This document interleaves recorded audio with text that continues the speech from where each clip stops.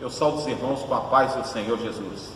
Querido, eu quero convidar você e toda a sua família que está assistindo essa transmissão através do YouTube, do canal da igreja, para que juntos possamos compartilhar nessa manhã de mais uma porção da palavra daquele que vive e reina para sempre.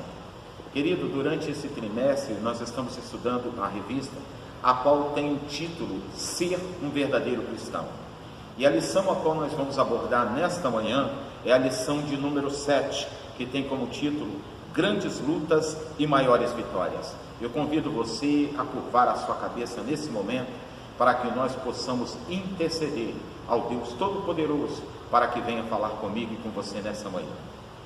Amantíssimo Deus e eterno Pai, Pai do nosso Senhor e Salvador Jesus Cristo, nós já queremos te agradecer pela noite que passou e pelo dia de hoje. Senhor, ser conosco pelo poder que há no nome de Jesus, e aquele que crê diga amém. Como eu disse, a lição que nós vamos estar abordando nesta manhã é a lição de número 7, Grandes Lutas, Maiores Vitórias. E o texto bíblico base está baseado em Romanos, no capítulo 8, no versículo 31, 32 e do versículo 35 ao versículo 39. Eu convido você a apanhar a sua Bíblia. Nós vamos estar abordando, lendo aqui alguns capítulos e versículos da Bíblia, para que nós possamos tirar algumas dúvidas. O texto áureo, para mim e para você, está em Isaías, no capítulo de número 59, no versículo 19.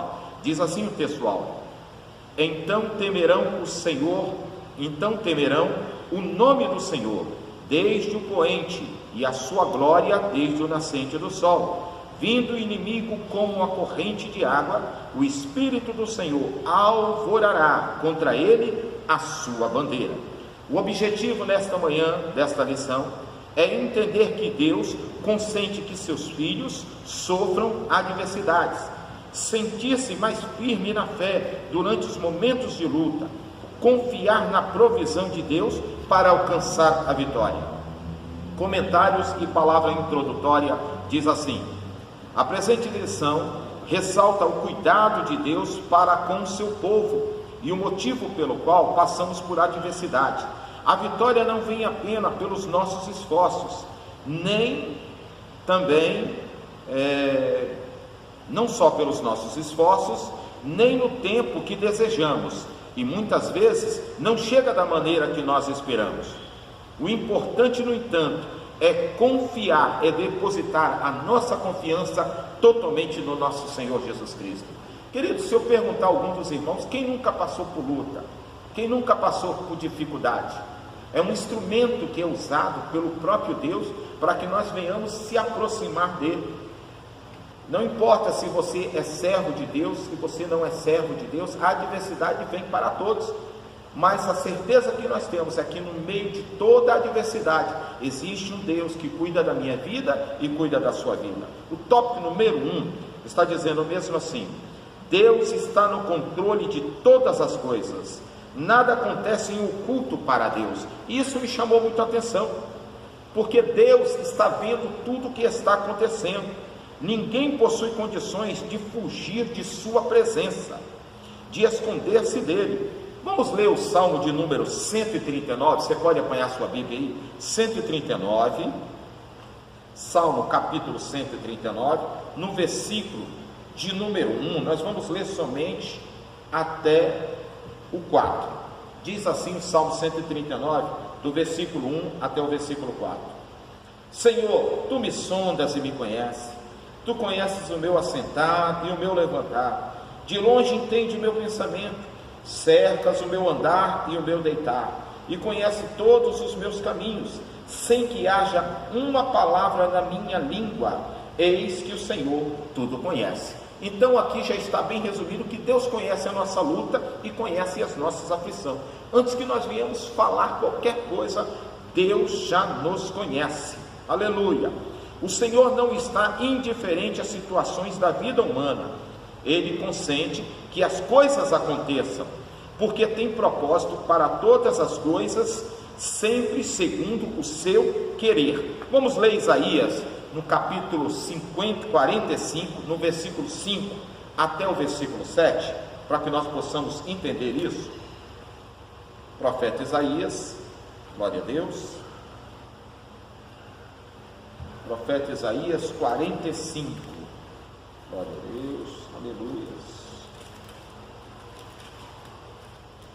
Isaías 45, do versículo 5 até o versículo 7, diz assim: Eu sou o Senhor e não há outro, fora de mim não há Deus, eu te cingirei ainda que tu não me conheças, para que se saiba desde o nascente do sol e desde o poente, que fora de mim não há outro, eu, o Senhor, eu sou o Senhor e não há outro. Eu formo a luz e crio as trevas, eu faço a paz e crio o mal, eu, o Senhor, faço todas essas coisas. Observe o que o profeta Isaías está dizendo aqui, que não existe um outro Deus, só existe um Deus, o Senhor dos exércitos, o Deus Todo-Poderoso. Então, muitas das vezes, quando vem a adversidade na nossa vida, nós temos uma forma de pensar e achamos que tudo é coisa do inimigo, mas é Deus que permite, Ele está no controle de todas as coisas. Então Ele permite que venha a adversidade sobre as nossas vidas. Deus não perdeu o controle de nada. O tópico número 2 diz mesmo assim: Deus usa várias maneiras para ensinar o homem. Deus não tem o propósito de destruir o homem. Vamos ler Ezequiel 18, no versículo 32. Se você puder abrir aí a sua Bíblia em Ezequiel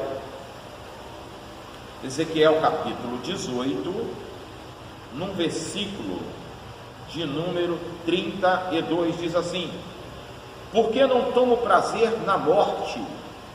Porque não tomo prazer na morte do que morre, diz o Senhor Jeová. Convertei-vos, pois, e vivei-vos. Então o Senhor não tem prazer na morte de ninguém. O homem foi criado para ter uma vida eterna, mas por causa do pecado dos nossos pais, por causa de Adão e Eva, o pecado veio por um homem, mas através do segundo Adão, tipificado em Jesus Cristo, veio a nossa redenção com a morte de Jesus e o seu sangue que percorreu na cruz do Calvário, nos resgatou novamente e nos aproximou de um Deus Todo-Poderoso. Então, lembrado quando Adão pecou, ele tenta se esconder, e o Senhor nosso Deus, nós falamos que Deus está no controle de todas as coisas, e que nada acontece no oculto. Ele estava observando Adão, e quando ele peca, o Senhor vai visitar ele, porque tinha costume do Senhor estar ali, se relacionando com o homem, e pergunta: Adão, onde estás? Ele tenta se esconder, mas Deus estava bem perto, e estava vendo. Desta forma, Deus continua nos observando, e está nos vendo, e o plano de resgate está de pé, para salvar toda a humanidade, através de Cristo Jesus. Glória a Deus. Por mais que o crente se esforce para ser totalmente perfeito, ele cede à tentação devido à sua tendência para pecar, ou seja, por causa de sua natureza pecaminosa, tá? Você pode ler em 1 João capítulo 8, 1 João 1, de 8 a 10, vamos ler? 1 João, lá no finalzinho, tá? Glória a Deus. Deus poderoso e eterno.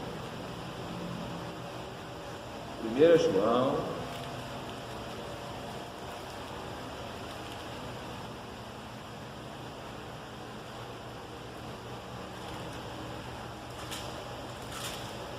de 8 ao versículo 10 diz assim: Se dissermos que não temos pecado, enganamos a nós mesmos, e não há verdade em nós. Se confessarmos os nossos pecados, Ele é fiel e justo para nos perdoar os pecados e nos purificar de nossa injustiça. Então, o que está dizendo aqui a lição? Está dizendo que nós somos pecadores. Nós fomos formados em pecado. Estão lembrados o que Davi disse? Eu fui formado em pecado. Mas quando nós confessamos os nossos pecados e deixamos, o Senhor é poderoso para perdoar os nossos pecados. Existem pecados, infelizmente, que são para a morte, mas existem pecados que não são para a morte, e o Senhor é poderoso para nos perdoar. Eu gostaria que você continuasse ainda em 1 João, vamos ler o versículo 5 de 1 João. Do 5, 1 João 5, versículo 16, na verdade. 1 João 5, glória a Deus. Louvado e engrandecido é o nome do Senhor. 1 João 5, versículo de número 16. Se alguém ver o seu irmão cometer pecado, que não é para a morte, orará, e Deus dará a vida àquele que não, e Deus dará a vida àqueles que não pecaram para a morte. Há pecado para a morte, e por esse não digo que ore. Toda iniquidade é pecado, e há pecado que não é para a morte. Olha o que o Senhor está falando conosco. Quando nós oramos por alguém que cometeu pecado, a nossa oração chega ao Pai e tem poder de resgatar essa pessoa quando nós intercedemos por essa vida. Olha a chave que Deus colocou na minha mão e na sua mão, a chave da oração. Quer ser vitorioso? Continue orando. Quer ter portas abertas? A oração é a chave da vitória do crente. Vamos lá. 2.1. Existe a disciplina divina. Deus não disciplina o homem para a destruição, mas para resgatar, para aproximar o homem novamente de Deus. A palavra disciplina, ela vem de uma raiz, a etimologia dessa palavra significa discípulo. Então, disciplina, a etimologia é discípulo. Então, o Senhor disciplina todos os seus discípulos que cometeram algum erro, porque Ele quer aproximar o homem novamente de Deus. Muitos são os motivos pelos quais Deus disciplina seus servos. A palavra errar significa transgredir, perder de vista o alvo certo. Os crentes praticam muitas faltas em seu cotidiano. Por essa razão, Deus está sempre disciplinando-os. Em Atos dos Apóstolos, no capítulo 17, no versículo 30, nós vamos ver que está escrito lá que o Senhor não leva em conta o tempo da ignorância. Está lembrado? Quando a igreja começou, a igreja primitiva, então quando o homem se arrependia de todo o seu pecado, Deus é poderoso para apagar os nossos pecados. E existe um lugar que Deus criou chamado Mar do Esquecimento. Até hoje tem muitos teólogos, muitos estudiosos da Bíblia que estão procurando esse tal de mar do esquecimento e ninguém consegue achar. Foi um lugar que Deus criou para jogar toda a imundície do homem, e infelizmente alguns tentam ir lá resgatar ou tentar colocar a mão lá no lixão para trazer de volta. Está lembrado? Quando o homem fica enfurecido, o homem diz: rapaz, eu era brabo, eu era isso, eu era aquilo. Mas Deus está dizendo que Ele lança os nossos pecados, a velha criatura, o velho homem que nós éramos, no mar do esquecimento. Então, se Deus lançou os seus pecados lá, meu filho, foram abolidos por Deus, não tenta resgatar aquilo que Deus já purificou da minha vida e da sua vida. Os erros cometidos. A disciplina ocorre por causa dos erros cometidos. O crente